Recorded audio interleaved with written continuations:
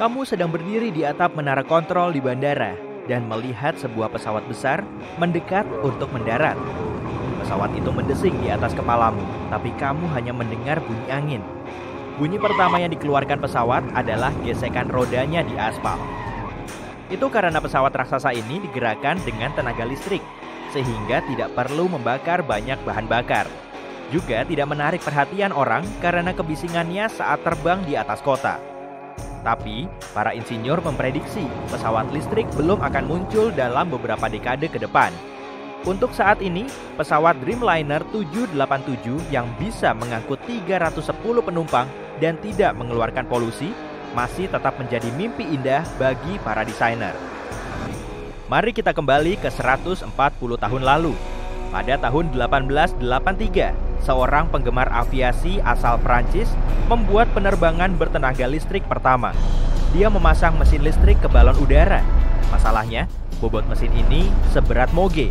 Jadi, balon udara itu tidak bisa terbang jauh dan mengangkut banyak penumpang. Oke, kembali ke masa kita. Masalah mesin dan baterai yang berat tetap belum terpecahkan. Setengah kilogram bahan bakar pesawat biasa mengandung 60 kali lebih banyak energi dibanding setengah kilo baterai yang tercanggih sekalipun. Jadi, kita harus memperbesar tangki pesawat 60 kali dan mengisinya dengan baterai. Tapi bobot pesawat jadi jauh lebih berat dan hampir tidak mampu lepas landas. Jadi, kita harus meniadakan berbagai barang penting dari pesawat, seperti beberapa deret kursi, toilet, dan semua minuman serta camilan, supaya bobotnya bisa berkurang. Lalu, masukkan lebih banyak baterai ke semua tempat kosong tadi. Pesawat pun bisa lepas landas sekarang, tapi tidak bisa mendarat. Pesawat didesain untuk lepas landas dengan tangki penuh dan mendarat dengan tangki hampir kosong.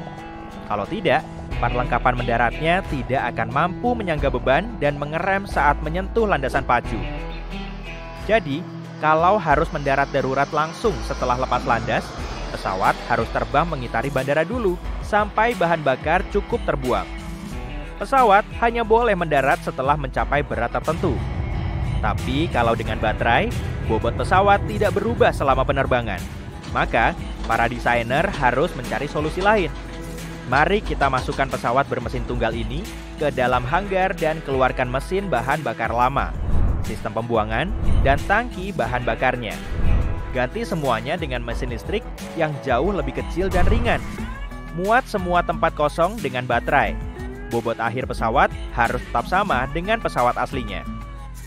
Nah, sekarang pesawat bisa lepas landas dan terbang tanpa masalah. Tapi hanya bisa terbang dalam jarak pendek. Dan itu adalah kelebihan besar pesawat listrik. Sekitar setengah penerbangan dunia berjarak tempuh kurang dari 805 km. Banyak penerbangan dengan jarak tempuh seperti itu dari New York ke Washington DC atau dari Detroit ke Toronto. Jaraknya kurang dari 325 km. Dan ada sejumlah pesawat penumpang raksasa yang menempuh jarak itu. Pesawat lepas landas, menambah ketinggian, lalu segera mendarat. Memakai bahan bakar pada jarak tempuh sependek ini seolah memasang lift barang raksasa dalam rumah berlantai 2. Tidak menguntungkan dan tidak masuk akal. Semua pesawat konvensional di dunia mengeluarkan sekitar 1 miliar ton CO2 setahun.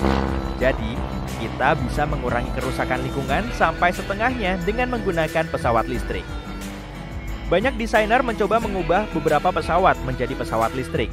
Misalnya, pesawat Cessna 208B E Caravan, pesawat penumpang dengan 9 kursi itu sekarang memakai mesin listrik.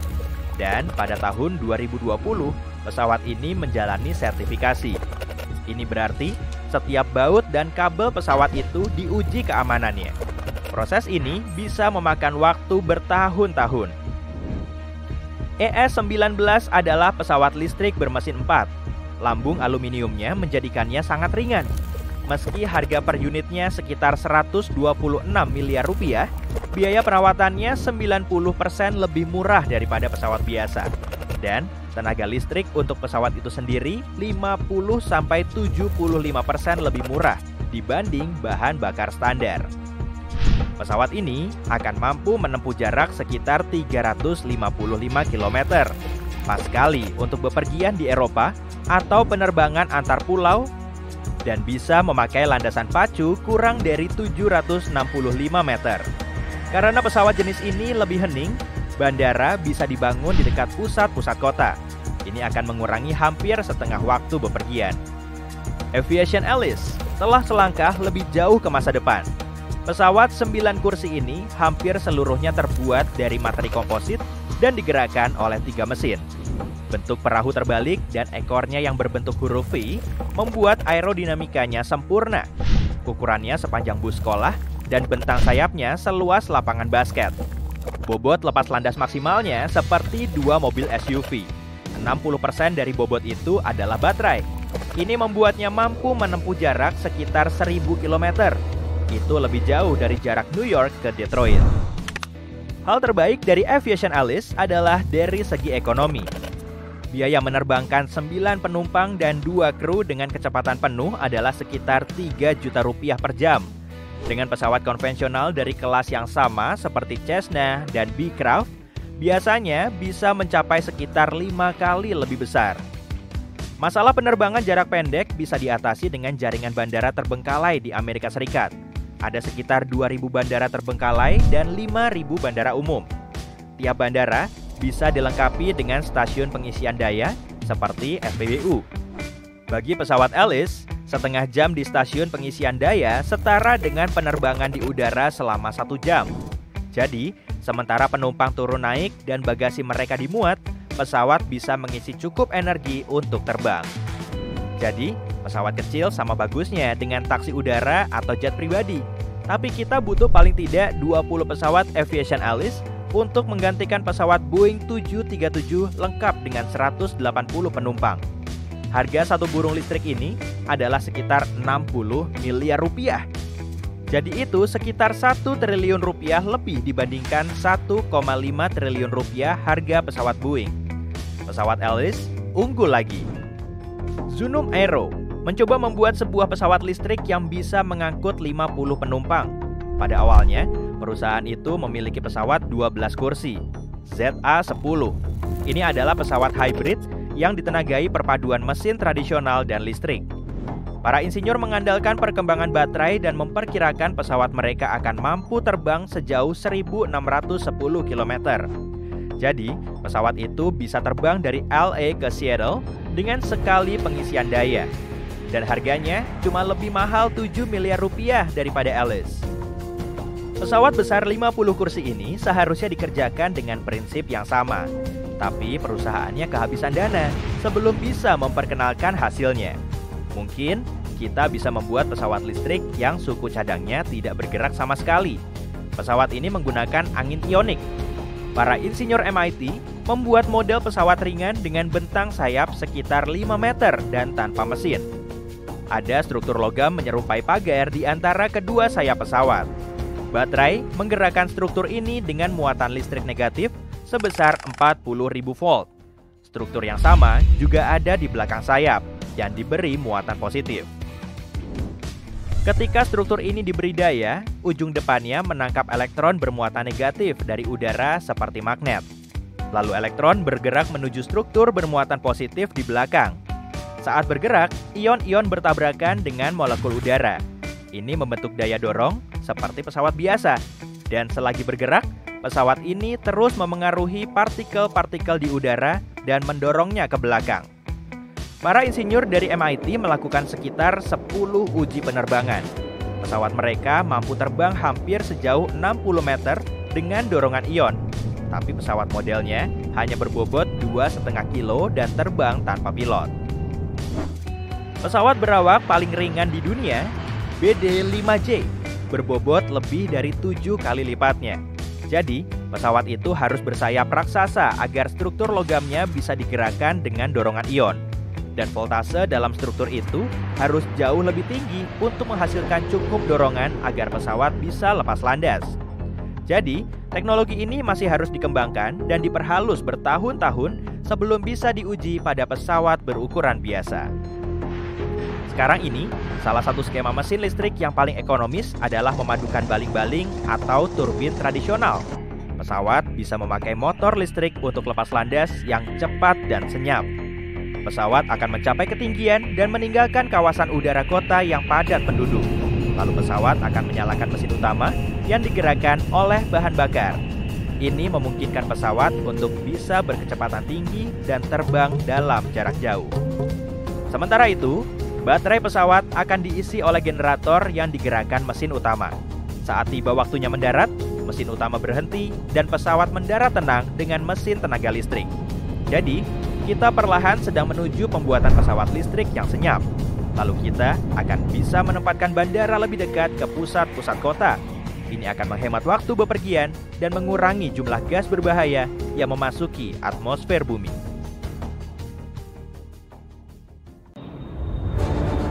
Pesawat baru mengudara 25 detik saat pilot menyadari bunyi aneh dan getaran ganjil. Mereka mengupayakan beberapa cara untuk memperbaiki situasi, tapi tak ada yang berhasil. Lonjakan mesin terus berlanjut dan pesawat baru terbang semenit lebih. Saat mencapai ketinggian 914 meter, kedua mesin mati, pertama yang kanan, 2 detik kemudian yang kiri. Pilot memutuskan kembali ke bandara yang baru saja mereka tinggalkan. Pada saat yang sama, mereka mencoba menyalakan mesin lagi. Sepertinya nggak ada yang berhasil. Awak pesawat memutuskan mengurangi ketinggian, lalu terbang datar. Mungkin cara ini akan menambah kecepatan menggelincir, tapi mereka segera sadar mereka nggak akan mampu sampai ke bandara. Apa pesawat akan jatuh? Saat itulah terjadi keajaiban Gotrura. Pagi sebelumnya penerbangan dimulai seperti biasanya, prosedur prapenerbangan normal, cuaca bagus, awak pesawat adalah 2 pilot berpengalaman, kapten berkebangsaan Denmark berusia 44 tahun dengan pengalaman terbang lebih dari 8.000 jam, dan kopilot berusia 34 tahun dari Swedia dengan pengalaman terbang 3.000 jam. Jadi apa yang bermasalah? Pesawat itu sendiri terbilang baru. Pesawat ini jenis McDonnell Douglas MD-81 yang dijuluki Dana Viking. Terbang pertama kali tanggal 16 Maret 1991. Sampai hari nahas itu, pesawat baru menjalankan tugas selama 9 bulan saja. Ada 122 penumpang dan 7 awak pesawat di atasnya. Penerbangan 751 Scandinavian Airlines adalah penerbangan terjadwal dari Stockholm, Swedia ke Warsawa, Polandia. Dalam perjalanan itu, pesawat harusnya singgah di Copenhagen, Denmark. Pesawat lepas landas dari Stockholm sesuai jadwal, yakni pukul 8:47 waktu setempat. Tapi sampai saat itu, orang-orang yang berada di dalam pesawat telah ditakdirkan nasibnya. Semua itu karena urutan kejadian menakutkan sebelum keberangkatan. Berawal dari malam sebelumnya, pesawat tiba di Stockholm setelah penerbangan dari Zurich. Saat itu pukul 22:09, pesawat bermalam di gate luar. Saat itu dingin, suhu turun sampai 1 derajat Celcius, sedikit di atas titik beku.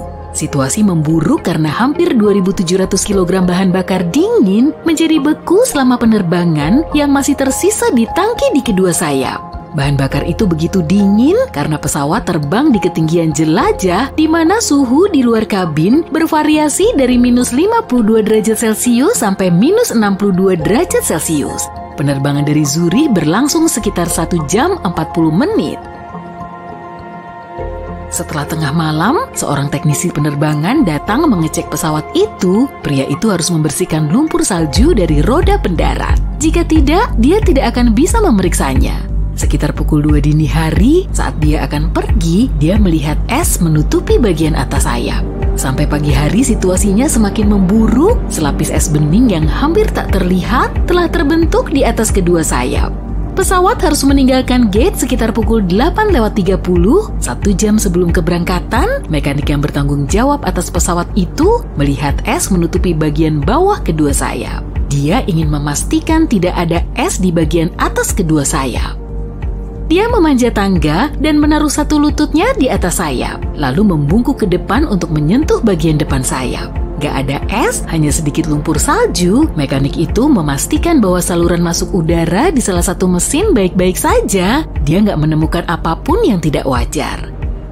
Setelah itu, mekanik ini memakai 1.000 liter cairan khusus untuk membersihkan es dari pesawat. Mekanik itu berkonsultasi dengan kapten dan memerintahkan staf untuk membersihkan es di sisi bawah sayap. Bagaimanapun, dia telah melihat es di sana. Tapi tak seorang pun berpikir untuk mengecek ulang keberadaan es bening di bagian atas sayap. Setelah prosedur itu selesai, mekanik melapor kepada kapten. Di sini sudah beres, pembersihan es selesai. Tadinya banyak salju dan es, tapi semua sudah bersih sekarang. Kapten berterima kasih kepadanya dan melanjutkan prosedur prapenerbangan. Pesawat meluncur di landasan pacu, sistem mesin anti-es dinyalakan dan gak menunjukkan kerusakan apapun, tapi beberapa penumpang kemudian mengklaim mereka melihat es meluncur dari sisi atas sayap ketika pesawat lepas landas. Tapi, pesawat tetap meninggalkan daratan dan terbang ke Stockholm seperti biasa. Segera setelah lepas landas, beberapa keping es yang luput dari penglihatan itu pecah. Dengan kecepatan penuh, keping-keping es itu menghantam kipas mesin di dekat ekor di kedua sisi pesawat hingga merusak bila-bila kipas. Ini menimbulkan serangkaian lonjakan, sementara di kabin, kapten penerbangan Scandinavian Airlines Paul Holmberg yang berada di atas pesawat sebagai penumpang melihat sesuatu yang tidak beres. Dia memberitahu kru kabin yang duduk di jam seat belakang bahwa mesin sebelah kanan melonjak. Awak kabin berusaha mengontak awak pesawat, tapi tanpa hasil. Kapten tak berseragam itu bergegas ke kokpit dan bertanya apa dia bisa membantu para pilot. Kopilot memberinya daftar cek darurat dan kapten memintanya menyalakan unit daya tambahan, sebuah turbin kecil di ekor pesawat. Saran dan bantuan Holmberg tak ternilai harganya. Tapi, apa hal itu cukup untuk menyelamatkan pesawat dan orang-orang di dalamnya?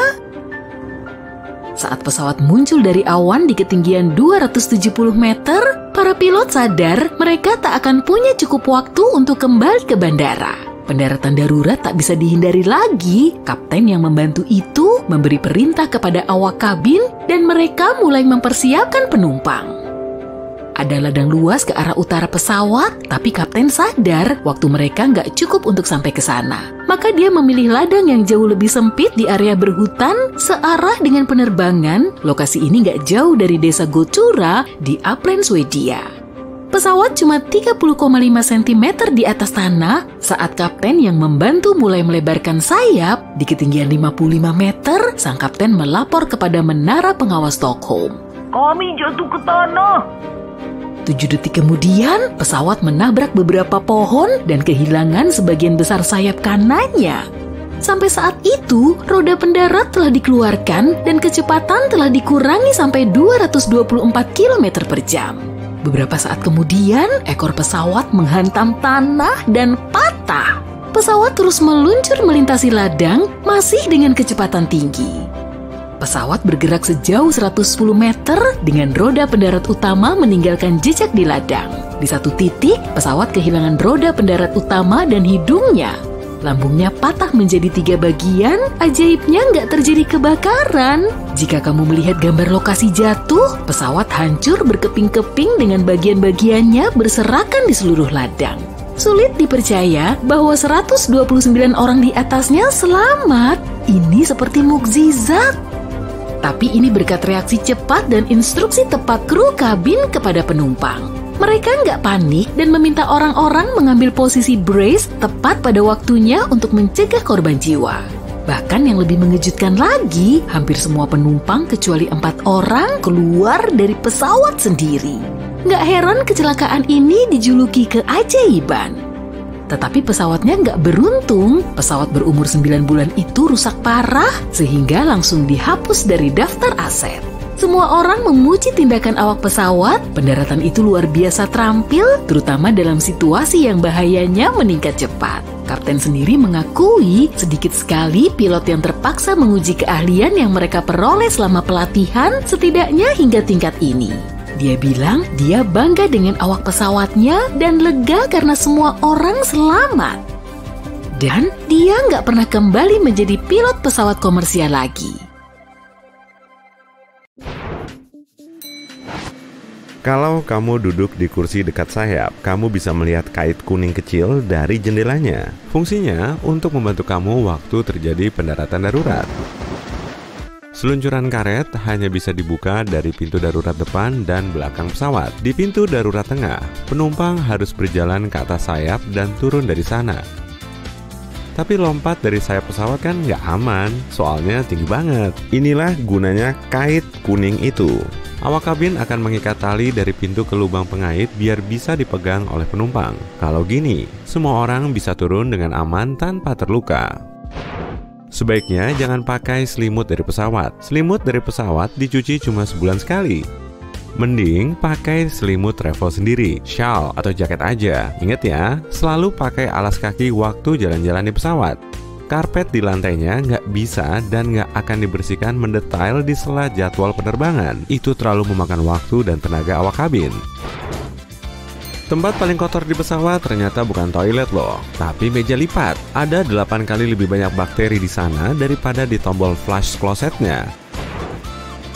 Dalam keadaan darurat, aliran udara di masker oksigen cuma cukup buat bertahan sekitar 15 menit. Untungnya, pesawat cuma butuh 15 menit buat nyari tempat mendarat yang layak atau turun ke ketinggian yang nggak butuh masker oksigen lagi.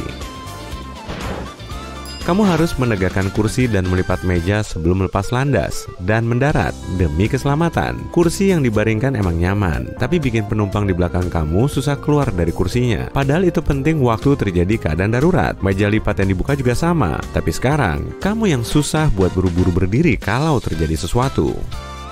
Terus, meja lipat ini bikin kamu kesulitan buat membungkuk di kursi, menaruh kepala di antara lutut, dan melindungi bagian belakang kepala dengan tangan. Padahal, kamu harus melakukan itu saat pendaratan darurat. Coba bayangin ngelakuin itu waktu meja lipatnya dibuka.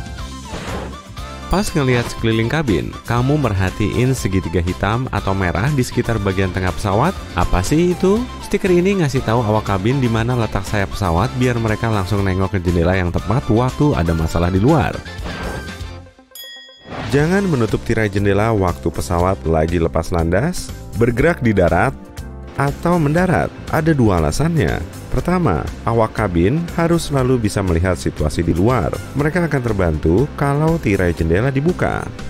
Kedua, kalau ada masalah di dalam pesawat waktu pesawat masih di darat, misalnya aja kebakaran, kru darat nggak bisa ngelihat itu dan menilai situasinya dari luar jika tirai jendela ditutup.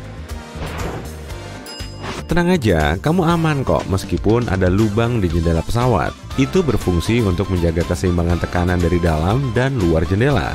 Lubang itu sendiri cuma ada di lapisan kaca kedua, dan total kaca jendela pesawat ada 3. Nah, itu juga demi keamanan. Jadi, meskipun kaca luarnya pecah, masih ada 2 lapisan kaca lagi yang bisa bikin kamu aman. Kamu pasti pernah melihat awak kabin menyentuh kompartemen atas waktu lagi jalan di lorong. Sebenarnya nggak kayak gitu kok. Tepat di bawah kompartemen itu, biasanya ada susuran yang memanjang di seluruh kabin. Jadi, kamu juga bisa pakai trik ini biar nggak terhuyung waktu jalan di lorong pesawat. Pilot beredukan lampu kabin waktu malam hari bukan biar kamu ngantuk. Kita kesulitan menyesuaikan mata kita dengan kondisi gelap pada beberapa menit pertama lampu padam. Nah, kalau ada keadaan darurat, waktu itu berharga banget. Jadi, lampunya diredupkan biar kamu terbiasa sama keadaan gelap kalau terjadi sesuatu dan kamu harus bertindak cepat. Perhatikan antel lorongnya juga deh. Kalau ada pendaratan darurat malam-malam, akan ada lampu yang menyala di sepanjang lorong buat menunjukkan jalan ke pintu keluar. Ikutin lampu itu biar kamu selamat keluar dari pesawat. Awak kabin juga menyarankan para penumpang untuk menghitung ada berapa kursi antara kamu dan pintu darurat. Ini akan membantu kamu kalau nggak ada panduan lain.